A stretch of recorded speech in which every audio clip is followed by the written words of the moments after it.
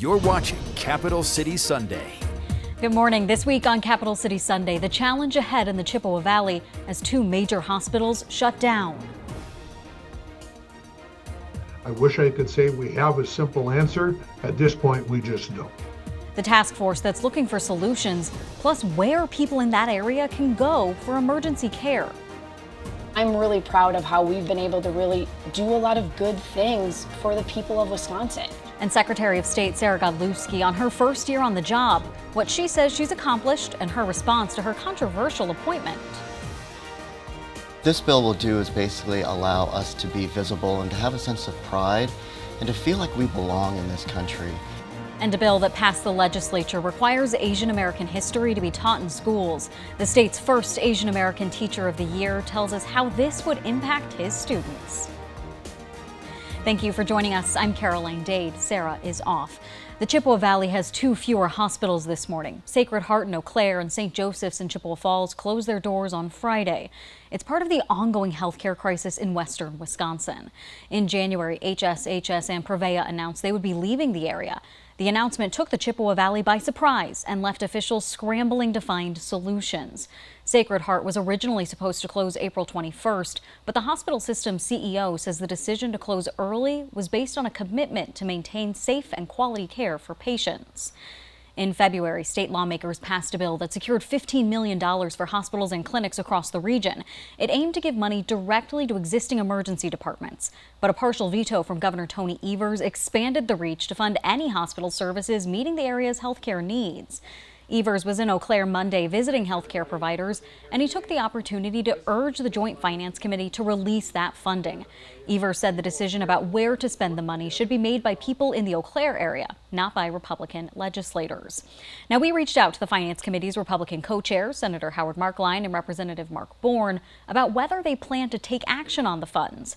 Bourne's office referred us to his statement after the governor's partial veto in February. He said, quote, "The committee will not support a proposal that redirects the funding from the high-need area to anywhere in western Wisconsin." Senator Markline also took issue with the governor's partial veto, saying, quote, "He is asking a committee of the legislature to rewrite legislation, change legislative intent, and fund something that he vetoed." Markline continued to say, quote, "If the governor were serious about sending funds to Chippewa Valley hospitals, he would have signed the bill." As we've reported, a task force has formed in response to the closures. It includes leaders from the city and county of Eau Claire, Menomonie, Altoona, and Chippewa Falls. The Eau Claire Area Chamber of Commerce is heading up that task force. Sarah Massler-Donar sat down with the Chamber's president and CEO to get his reaction to the funding fight, the hospital closures, and where their work stands now. Joining me now is the president CEO of the Eau Claire Area Chamber of Commerce, Dave Miner. Dave, thanks for taking some time to be with us. Thank you, and good morning. Good morning to you. Well, obviously the announcement that these hospitals and clinics would be closing was a shock, but how is the task force now working to address the new challenge presented by an even earlier hospital closure in Sacred Heart and a loss of care, specifically those emergency rooms? Well, that's probably one of our biggest struggles right now is how do we replace those? You know, you don't just open up an emergency room for a hospital as a standalone operation. You have to have other services because those, excuse me, those individuals that are going to be going to an emergency room typically don't go home the same day. So we know it's going to be an issue. We know it's going to be a struggle, but everybody connected to those is looking for solutions, from the paramedics to the hospitals themselves, and working alongside with Mayo Clinic, with Marshfield Clinic on independent conversations.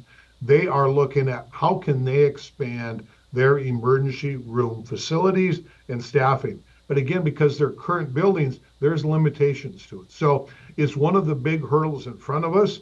I wish I could say we have a simple answer. At this point, we just don't. Time is of the essence here. So far, what has the task force been able to accomplish in terms of finding solutions to this continuing crisis? Well, this news came a little bit over a month and a half ago. Within less than 24 hours, 26 hours, the Chamber, along with our partners at the Menomonie Chamber, Chippewa Falls Chamber, we put this task force together. Instead of normal task force that have 2 or 3, We have 13 different subcommittees underneath of it. Within there, we have over 200 people that have volunteered to help out in any way they can. So people ask me where my optimism comes from. That's where it comes from, is those people wanting to help. But it was really about taking care of the most important thing every day, the patients. So we started looking at what lines of service are going to be left vacant by the news from HSHS. We needed to give both Mayo and Marshfield an opportunity to analyze what they could do and what capacity could they expand. We know that both of them are increasing OB operations. Marshfield is looking at delivering an additional 600 babies this year. Mayo is somewhere in the 200. Mayo has stepped up in oncology and cancer. So both of those entities have done an outstanding job to pick up what they could. But what's even more exciting for us, and I think also has to do with the strong economic engine that the Chippewa Valley was before this news, we've seen over 14 independent companies, either here or from the outside, call and want to expand or come to this area. And what's nice about them is two things. One, they're going to pick up a piece of the pie. So instead of hoping we're going to have a brand new hospital just pop in overnight, these entities are coming in saying, we'll take care of these specific lines. We're going to help you out. We want to come to your community and do that. But what's also nice is a lot of these businesses consider themselves entrepreneurs, young businesses, young individuals who saw a gap, saw a problem, and had a solution. So each one of those, as I said, is going to fill a hole, come in and do different things. And we're going to keep looking for more and more of these. Because the long term, as we look at this 1, 2 years, 10 and 15 years out, healthcare is not going to look then what it is today. So a lot of those decisions we're making are based on the fact of what's healthcare looking like in the long term. There's no word now on when the Joint Finance Committee will release that $15 million in funding. Does that stalemate between the governor and Republicans who control the committee impact your ability to find solutions? Because as we said earlier, time is of the essence here. I think one of the things that we're very proud of here in the Chippewa Valley area, in the Eau Claire area, is that our legislative delegation has truly worked together in a very bipartisan fashion to address big challenges and big opportunities. You know, one of the key successes we've seen over the past 25 years in our area is the ability to work together, to collaborate on a solution when we really want to take today the politics out of what is going on and allow Mayo, Marshfield to determine how best can the $15 million be used to take care of the most emerging problem that we have.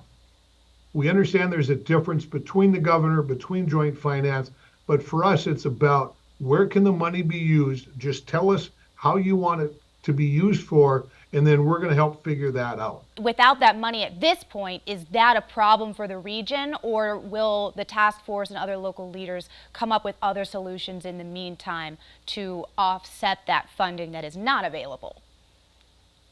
The region will not allow any out, whether it's Madison, DC.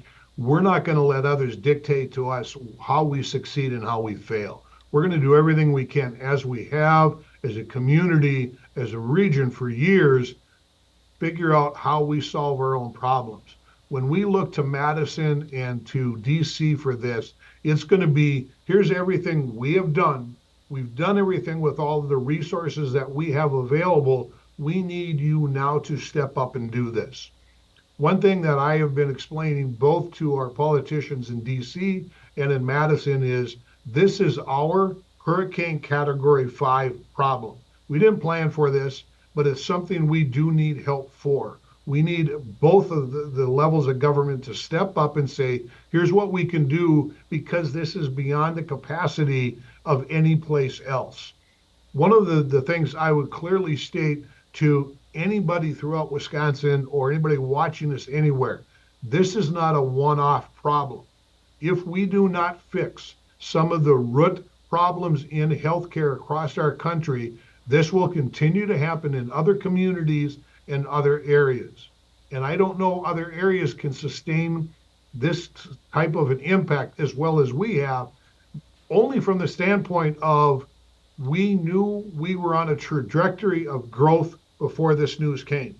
So if this happens in areas that maybe is not growing, I'm not sure what's going to happen there.